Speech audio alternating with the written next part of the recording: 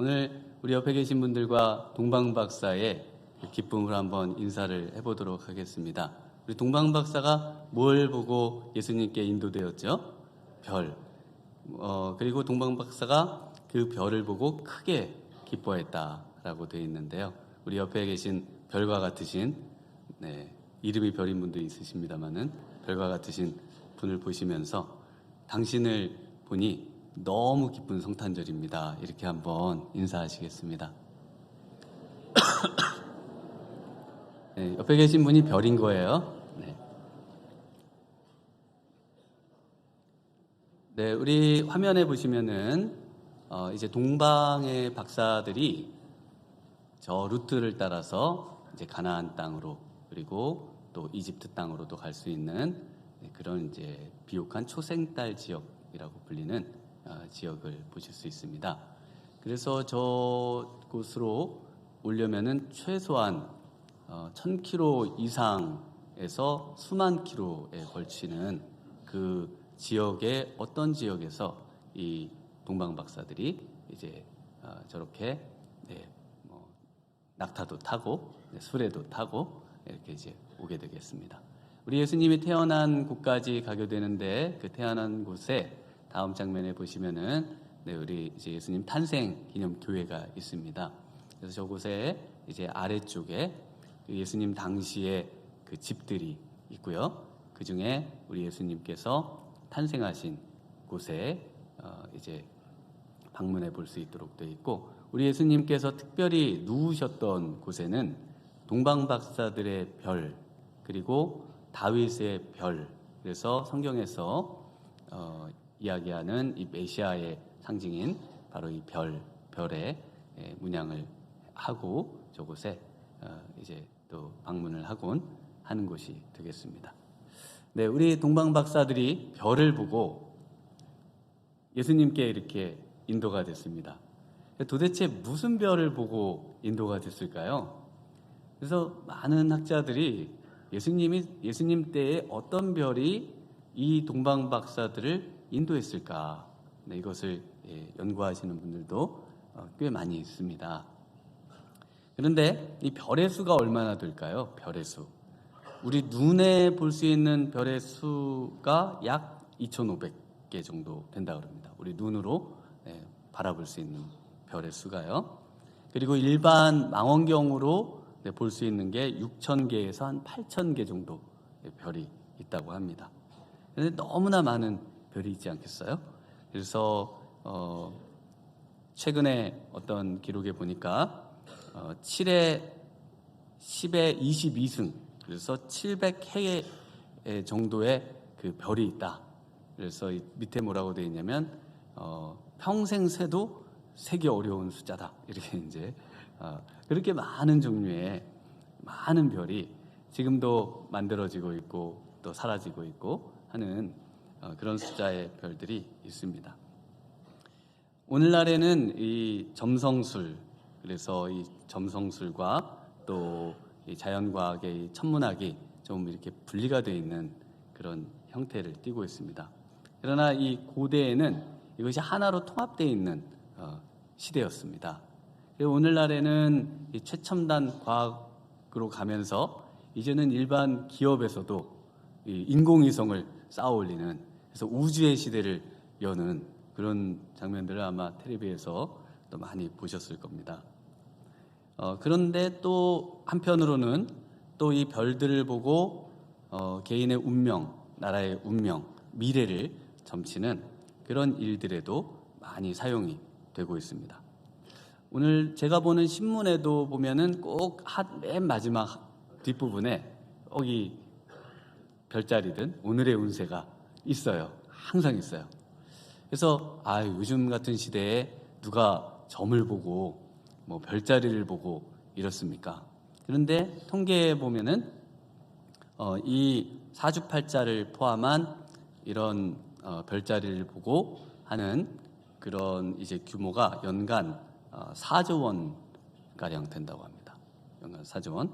그리고 이제 지금도 엄청 유명한 그런 이제 점설술의 여왕으로 불리는 분이 있어요. 수잔 밀러라고 하는 또 분이 계신데, 이분은 정기 구독을 해서 그런 칼럼을 구독하는 분이 기본 600만 명, 그리고 온라인 방송도 성행 중이고, 네, 이분이 그래서 저도 한번 읽어봤더니 뭐 되게 맞는 것 같아요. 굉장히 뭐 맞는 것 같은, 이게 순간 솔깃한 내 마음이 싹 가는 그 희한한 걸 느꼈습니다. 그래서 이분들이 이렇게 유명하구나. 네, 그거를 느꼈는데, 제설교도 이렇게 좀 마음이 싹 가는 그 좀 하나님의 말씀이 싹 스며들었으면 좋겠다, 이런 마음이 늘 있습니다. 네, 그런데 고대에는 이 두 가지가 합쳐져 있습니다. 그래서 이 동방박사라고 했을 때 이분들은 고대의 모든 이 최첨단의 학문을 한 분들입니다. 굉장히 존경받은, 성경에는 다니엘과 그런 부류의 사람들이 되는 것이죠. 그리고 많은 돈을 주고 그 발락이 모셔오려고 했던 발락과 같은 사람이 되는 겁니다. 별을 보고 또 세상과 이 개인과 또 나라의 운세들을 점치고 또 신의 뜻을 분별하는 그런 일들을 하는 바로 분들이 바로 오늘 본문에 나와 있는 이 동방 박사들이 되겠습니다. 그래서 동방 점성술가라고 하셔도 되고 동방 천문학자라고 하셔도 되는데 이것이 합쳐져 있는 거다, 이렇게 이해를 하시면 되겠습니다. 네, 그래서 이 점성술가 또 이 동방의 이 박사들인 천문학자들이 이 어떤 한 별을 보고 이제 지금 유대 땅까지 온 겁니다. 그래서 늘 별을 관찰하는데 어떤 한 별의 신비한 모습을 늘 보고 있다가 이 별이 이분들에게 상당한 하나님의 어떤 메시지를 듣도록 했던 것 같습니다. 그래서 이 별을 따라서 정말 그 엄청난 거리에 처음 해보셨던 길과 같은 그 길을 걸어 또 낙타를 타고 그 오랜 시간을 거쳐서 바로 이 유대 땅에 도착을 했습니다. 그리고 유대 땅에 와서 잠시 별이 사라져서 이제 그 유대 땅의 수도인 예루살렘에 가서 도대체 이 별의 주인공 그분이 어디 있는지 묻자 그 왕이 어떻게 합니까? 그때를 기준으로 해서 이제 2살이하의 아이를 다 처단을 했다, 이런 기록이 또 이후에 오늘 본문 이후에 나타나고 있습니다. 그래서 아마 최소 한 달에서 한 달 이상 1000km 하면은 25km로 잡으면 한 40일 정도 걸리고요, 최소. 그리고 그 이후에 이 여러 달을 거쳐 오셨을 것으로 이해를 할 수가 있겠습니다. 네, 오늘 그런데 이 동방 박사들은요, 아기 예수님을 찾아서 결국 찾고 그리고 이 아기께 엎드려 경배하고 예물을 드리는 내용이 되겠습니다. 그래서 이 동방 박사의 메리 크리스마스는 바로 아기께 경배하는 메리 크리스마스가 되는 것입니다. 네, 우리 2절을 한번 같이 읽어보겠습니다. 유대인의 왕으로 나신 이가 어디 계시냐? 우리가 동방에서 그의 별을 보고 그에게 경배하러 왔노라 하니. 왜 그 먼 고향을 떠나서 이방의 땅인 유대 땅까지 왔다고 말하는가 하면은 그 별을 보고 그 별의 주인공이 되는 그분에게 경배하러 왔다라고 말하고 있습니다. 그게 누굽니까? 바로 예수님이세요. 그래서 11절에 보면은 아기 예수께 엎드려 경배하고 예물을 드린다라는 말씀을 기록하고 있는 것입니다. 그래서 진정한 크리스마스, 또 동방박사의 크리스마스는 가장 중요한 것이 아기 예수께 엎드려 경배하는 것입니다. 하얀 눈 덮인 크리스마스의 그 기쁨을 만끽하는 것도, 또 여러 캐롤을 듣고 선물을 주고받는 것도 우선되는 이 예수 그리스도께 경배하는 것보다 앞설 수 없다고 분명하게 말씀을 해주고 계신 것이죠. 그런데 이 동방박사들을 인도하던 별이 순간 잠시 사라집니다. 그래서 이분들이 베들레헴으로까지 인도가 되어야 되는데 순간 이제 방향을 놓치고, 그리고 사람들에게, 그래서 그곳에 수도인 이 예루살렘에 가서 자신이 본 별, 이 별의 주인공이 유대인의 왕이 어디서 태어나는지를 묻습니다. 누구에게 묻죠? 네, 헤롯 왕과 온 예루살렘에게 묻습니다. 그러자 유대의 왕, 바로 그 당시 유대의 왕으로 있었던 헤롯 왕, 이 헤롯 왕이 있는데 헤롯 왕 앞에서 유대의 왕이 어디에서 나는지를 묻고 있다는 겁니다.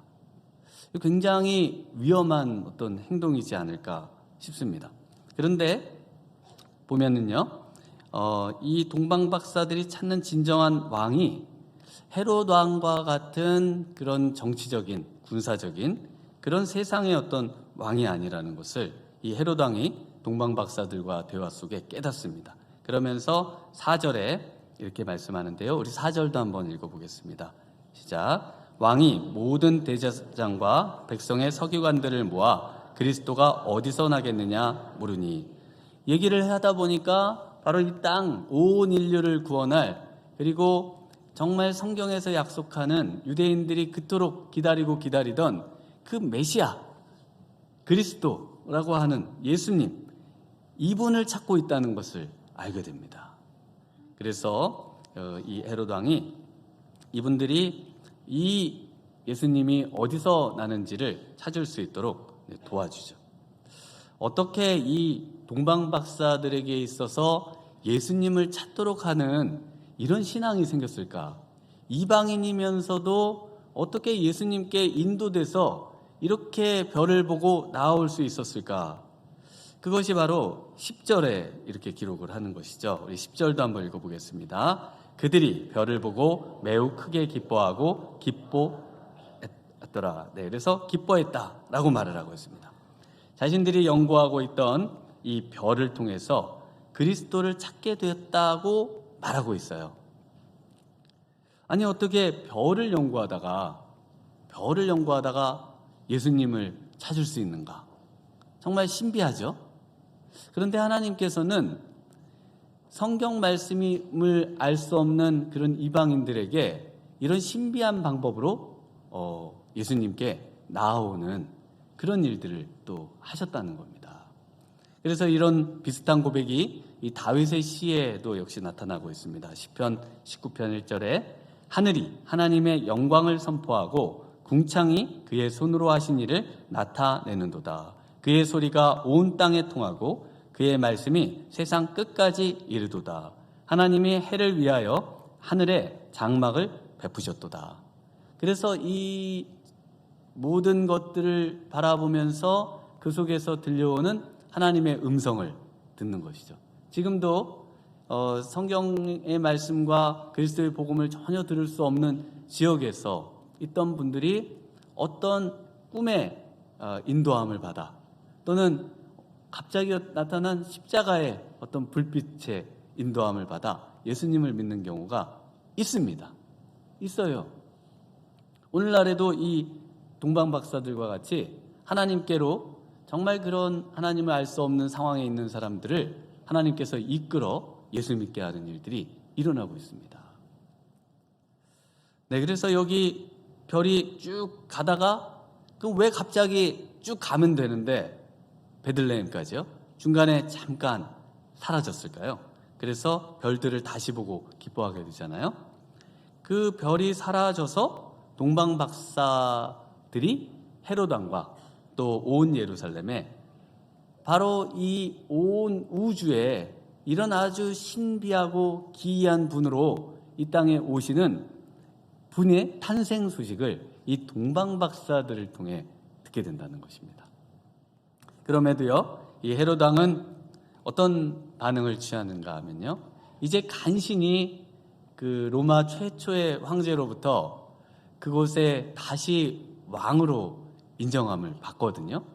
그래서 왕권을 인정받고 왕권이 조금 안정된 지가 얼마 되지 않아요. 그러다 보니까 이 소식을 듣자 또 나의 이 왕권에 대한 도전이 일어날 수 있고 또 밀란이 일어날 수 있고 하는 것에 대해서 이제 이 도전으로 생각해서요, 이 2살이하의 아이들을 학살함으로 말미암아서 이 크리스마스에 가장 못된 짓을 행한 것을 볼 수가 있습니다. 또 모든 대제사장과 서기관들은 어땠습니까? 서기관들은 정확하게 성경을 해석해요. 그래서 성경을 압니다. 그래서 성경에 예수님이 정말 어떤 분이신지도 알고 또 베들레헴에서 태어난다는 것을 확실히 알지만, 그러나 예수님께 나와서 예배하고 경배하지 않는 겁니다. 오늘날도 이런 신앙을 고수하시는 분들이 너무 많지 않을까요? 예수님께 나오고 예배로 나와서 정말 하나님께 예배하고 경배하기보다는 화면으로 예배드리는 것에 만족하고 그것으로 신앙의 모든 의무를 다했다고 생각하는 그런 모습은 우리가 한번 이 서기관과 또 대제사장들의 모습을 비추어서 생각해 보아야 할 것입니다. 그런데 누가 경배하러 가는가? 바로 이방인이었던 동방 박사들은 정말 그 먼 곳에서 어렵고 힘든 길을 거쳐 그리고는 바로 이 아기 예수께 진정 경배하는 그런 진정한 크리스마스를 보내고 있다는 것을 볼 수가 있습니다.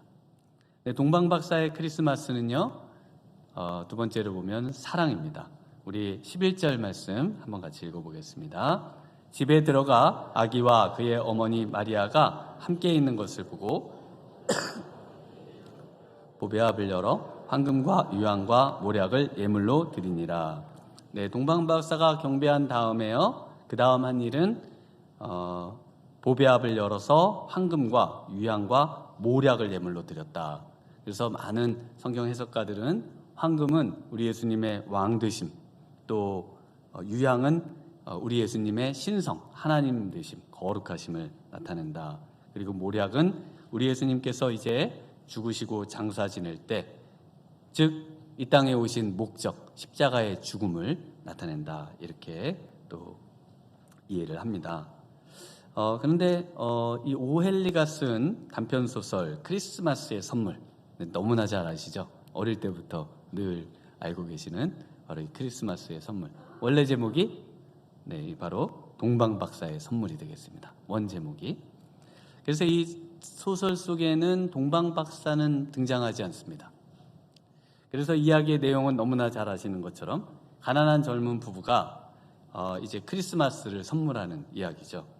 아내는 남편이 가지고 다니는 시계, 그렇게 갑옷처럼 물려받아 가지고 다니는 시계에 시계줄이 없는 것이 늘 마음이 아팠죠. 남편은 풍성하고 아름다운 머릿결을 가진 아내에게 정말 그 이쁜 머리핀이 있으면 좋겠다고 늘 생각하고 있었습니다. 그래서 남편은 시계를 팔아서 머리핀을 사고요, 아내는 머리를 잘라서 남편의 시계줄을 사서 서로 선물하는 그런 이야기가 되겠습니다. 선물들로 보면 이제 효용 가치가 없어졌지만, 그러나 그 선물의 진정한 의미는 사랑이다라고 말하고 또 그것을 우리에게 보여주고 있는 겁니다. 그렇다면 왜 이 소설이 이 동방박사의 선물일까? 이런 생각을 좀 해봤습니다. 크리스마스에 선물을 주는 최초의 그 일이 바로 여기서 시작되고요. 그래서 이 선물로 말미암아서 이제 우리가 지금 또 우리 권사회에서 또 선물을 준비해 주는데 또 우리가 선물을 주고받는 이런 일을 하는데요. 바로 이 동방박사의 선물에서 이제 기인하고 있습니다. 그래서 이 동방박사의 선물이 의미하는 것, 사랑이라는 것입니다. 우리 예수님께 사랑의 선물을 드리고 있다는 것입니다. 그 먼 곳에서 유대 땅의 왕으로 이 땅에 오신 분들을 생각하면서 그분에게 어떤 선물을 드리는 것이 너무나 좋을까? 그걸 고민해서 그분의 그 모든 것을 충족시킬 만한 그런 선물, 그분의 정말 왕되심과 그분의 정말 하나님 되심과 그분이 또 이 땅에 우리를 위해서 행하실 그 어떤 일을 위한 그 선물, 그것을 마음을 담아 자신의 모든 것을 담아 팔아서 귀한 것을 팔아 정성과 사랑을 담아서 보배 앞에 담아 온 선물이 바로 이 선물이라는 것입니다. 그럼 우리 예수님은 어떤 선물을 또 주셨을까요? 사랑의 선물을 받으시고 또 사랑의 선물을 주시잖아요. 바로 우리 예수님은 이 땅에 섬김을 받으러 오지 않으시고 자기 목숨을 주시려고 오셨다고 말씀하십니다.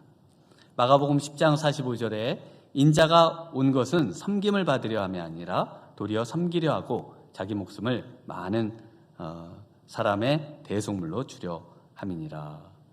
사랑하기에 목숨을 주실 수 있다는 겁니다. 그래서 사도 바울도 이런 말을 합니다. 데살로니가전서 2장 8절에 우리가 이같이 너희를 사모하여 하나님의 복음뿐 아니라 우리의 목숨까지도 너희에게 주기를 기뻐함은 너희가 우리의 사랑하는 자 됨이라. 우리 예수님께서 이 땅에 오신 이유, 이 땅에 오셔서 자신을 우리에게 주시는 이유, 선물로 주시는 이유, 무엇 때문이라고요? 사랑 때문이라는 것입니다. 그 사랑 때문에 이곳에 오신 그분께 바로 이 동방박사들이 그 사랑으로 화답하고 있는 크리스마스가 바로 동방박사의 크리스마스가 되는 것입니다. 동방박사의 크리스마스의 가장 또 중요한 점이라고 한다면요, 우리 12절 말씀을 한번 같이 읽겠습니다. 그들은 꿈에 헤롯에게로 돌아가지 말라 지시하심을 받아 다른 길로 고국에 돌아가니라. 네, 바로 순종입니다. 동방박사의 크리스마스는 어떤 이 크리스마스와 또 이후에는 또 역시 헤롯 대왕을 만나서 어떤 무언가 정치적인 열매를 맺고 돌아가거나 또 어떤 자신의 뜻을 따라 사는 것이 아니라 바로 이제 꿈에, 이제 이 시대에는 그 마태복음 1장에도 보시면 꿈에 현몽하여 예수님의 아버지인 요셉에게 말씀하시는 것도 볼 수 있고요. 이렇게 말씀이 좀 약한 분들에게는 이런 방식으로도 또 이렇게 하나님의 말씀을 보여주시는 것들을 성경에서 종종 볼 수 있습니다. 그래서 순종은요, 디트루트 본 헤퍼라고 하는 분은, 목사님은 이렇게 말씀하셨습니다. 한 개의 순종이 1,100개의 설교보다 낫다. 우리가 많은 설교를 듣고 또 많은 설교를 하는 것보다 하나님께는 오히려 한 개의 진실한 순종을 더 기뻐하신다는 것이죠. 마틴 루터도 순종이라는 거듭난 삶의 열매 없이는 칭의도 성화도 용서도 없다. 네, 이 모든 것들의 열매는 순종이라는 것입니다. 우리가 구원받았다는 것의 열매는 순종이라는 것이에요. 내가 하나님의 음성을 듣고 순종할 수 있다면 나는 구원받았다는 것을 확신할 수 있다는 것이죠. 사무엘 선지자도 사무엘상 15장 22절에 순종이 제사보다 듣는 것이 수당의 기름보다 낫다라고 말씀을 하고 있습니다. 그래서 크리스마스의 완성은 순종입니다. 동방박사들은 그래서 이 말씀을 듣고 그리고 헤롯에게로 가지 않고 만나지 않고 바로 다른 길로 고국으로 돌아갔다라고 말하고 있습니다. 이 동방박사들은 유대인도 아니었습니다. 이 동방박사들은 성경도 잘 모르는 사람들이었어요. 이 동방박사들은 외인들이었습니다. 에베소서 2장 12절에 그때의 너희는 그리스도밖에 있었고 이스라엘 나라밖에 사람이라 약속의 언약들에 대하여는 외인이요 세상에는 소망이 없고 하나님도 없는 자이더니. 그런데 그런 분들이 어떻게 예수님께 나와 경배하고 그분께 사랑을 드리고 그 음성에 귀 기울여 순종하는 그런 인생이 될 수 있었을까요? 답은 하나밖에 없습니다. 답은 딱 하나밖에 없어요.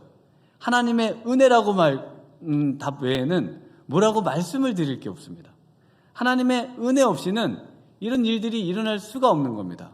이 자리에 우리 성도님들이 나와 앉아 있을 수 있는 것, 하나님의 은혜입니다. 에베소서 2장 5절에 너희는 은혜로 구원을 받은 것이라.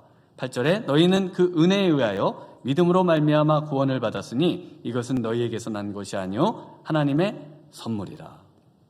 동방박사들이 그 먼 길, 별 하나 보고 따라와 아기 예수께 경배하며 진정한 크리스마스를 보낼 수 있었던 이유, 하나님의 은혜입니다.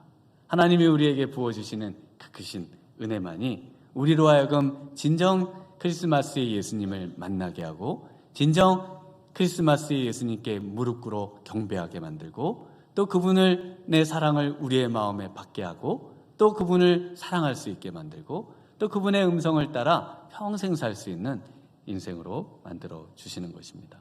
예수님께서는 왜 이 땅에 육신을 입고 오셨습니까? 마태복음 1장 21절에 아들을 낳으리니 이름을 예수라 하라. 이는 그가 자기 백성을 그들의 죄에서 구원할 자이심이라 하니라. 여기서 자기 백성을 위해서, 자기 백성의 죄에서 구원하시기 위해 이 땅에 오셨다고 했는데요. 그때 자기 백성이 누군지 바로 이 동방박사의 크리스마스에서 분명히 보여주고 있습니다. 표면적 유대인이 유대인이 아니며 이면적 유대인이 유대인이라는 것이죠. 헤롯 왕과 대제사장들과 서기관들이 표면적 유대인으로 등장하고, 오히려 동방박사들과 같은 이방인, 그래서 하나님의 은혜로 이면적 유대인이 될 수 있다는 것을 분명히 말씀해주고 있습니다. 오늘 이 시간 정말 하나님의 은혜로 말미암아 우리 아기 예수님 이 땅에 오신 그 메리 크리스마스, 즐거운 크리스마스를 보낼 수 있는 진정한 하나님의 백성이 된 줄 믿습니다. 동방박사들이 경험한 진정한 크리스마스의 기쁨이 차고 넘치는 복된 성탄절 되시기를 주님의 이름으로 축원합니다. 기도하시겠습니다. 하나님 아버지, 감사합니다. 오늘 별을 보고 정말 우리 예수님께 경배하러 나왔던 우리 동방박사들을 보면서 하나님, 우리에게 허락하신 이 놀라운 구원이 정말 이스라엘 유대인에게만, 표면적 유대인에게만 국한된 것이 아니라 온 인류를 사랑하사 온 인류에 숨겨두신 하나님의 백성들의 참된 기쁨의 소식임을 우리에게 알려주셨는데, 오늘 이 일로 인하여 기뻐하게 도와주시고, 이 일로 인하여 우리 하나님께 영광 돌리고 우리 예수님께 경배하고 예수님께 사랑을 드리며 순종하는 복된 저희들 되도록 인도해 주시기를 소망하고 예수님 이름으로 기도하옵나이다. 아멘.